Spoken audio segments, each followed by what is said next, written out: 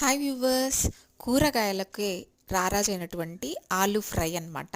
So అందరూ సహజంగా ఆలు ఫ్రై చేసుకుంటాం. బట్ మా పిల్లలు బీన్స్ తినరు కాబట్టి బీన్స్ యాడ్ చేసి కర్రీ ఎలా చేయాలనేది చూసేద్దాం. నేను చేసే వంటని ఒకసారి చూసేయండి.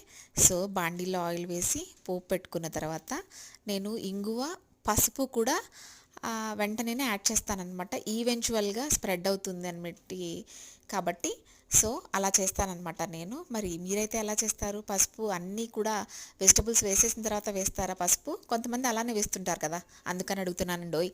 ఇక్కడ ఆలు, ఆనియన్, టమాటో, గ్రీన్ మిర్చి అండ్ బీన్స్ అనమాట. సో ముందుగా ఆలు కాకుండా మిగిలిన వెజిటబుల్స్ అన్నీ యాడ్ చేశానండి. అవి మగ్గడం కోసం స్పూనున్నర సాల్ట్ వేసాను. సాల్ట్, కారము, స్పైసెస్ కొంచెం ఎక్కువ తినే వాళ్ళకి ఇంకొక హాఫ్ స్పూన్ ఎక్కువ పడుతుంది. అండ్ ఇక్కడ 1 స్పూన్ ఆఫ్ అల్లం వెల్లుల్లి పేస్ట్, ప్యూర్లీ హోమ్ మేడ్ అండి, బయటవి నేను వాడనమాట.